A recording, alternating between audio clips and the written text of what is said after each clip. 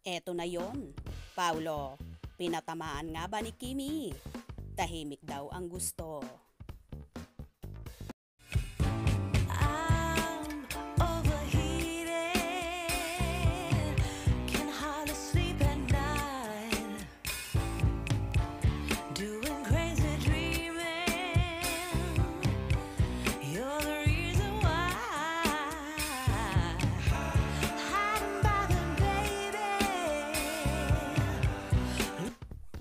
Tila pinatamaan nga ng multimedia idol na si Kim Chiu ang naliling sa kanya at leading man niyang salinlang at What's Wrong with Secretary Kim na si Paulo Avellino.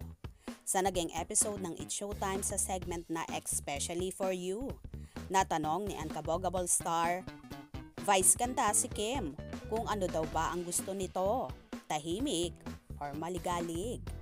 Ayon man sa actress, maingay kasi ako gusto ko tahimik. Dito nga ay sinabi ni Vong Navarro na gumagalaw pa or hindi na. At sabi ni Kimi, gumagalaw, wag naman yon, sobra ka naman. Natanong ulit ni Meme Vice kung maingay ka Kim. At dito nga natawa ang lahat at sabi ni Kim, maingay, madaldal. Dahil nakuha ni Kim ang ibig nilang sabihin kaya idinaan na lang nito sa sayaw. Nabanggit din ni Vice ganda, naranasan mo bang maingay ka tapos may kumakatok? Hoy!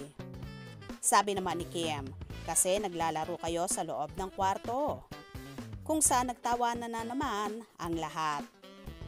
Sa ginawang pang-ookray ng mga host kay Chinita Princess. Sabi ba ng co-host, kaya daw pala tahimik ang gusto ni Kim. At sundot pa ng dalaga. Iba-iba naman. Basta swak. Sa personality, di ba? Wow, mukhang si Paulo nga ang pinatutukuyan dito ni Kim sa pagiging tahimik. Pero ang nakakaloka nga ay tila nahawa ng aktor sa dalaga sa pagiging madaldal nito at kengkoy sa set na hindi naman pangkaraniwang ginagawa ni Paulo. Kakikitaan din ang binata sa pagiging jolly nito at tila energetic na nahawat na gaya na rin kay Chinita Princess. Well, mukhang ang compatible sina Kim at Paulo dahil si Chinita Princess ay maingay, samantalang si Paulo ay medyo tahimik.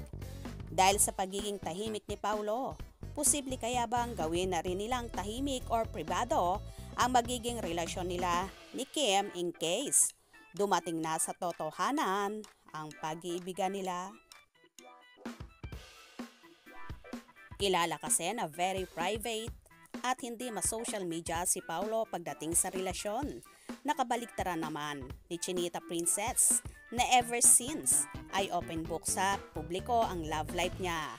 Kaya kung magkakatuluyan sila Kim at Paulo, posible rin kaya bang itago sa madlang people ang relasyon nila kagaya ng ginawa ni Paulo sa kanya mga past relationship? Ano sa palagay nyo? Kayo na ang bahalang humusga. Kaya naman tumutok at huwag na huwag pahuhuli sa mga maiinit na kaganapan. Anong inyong magiging reaction sa bidyong ito? Comment below.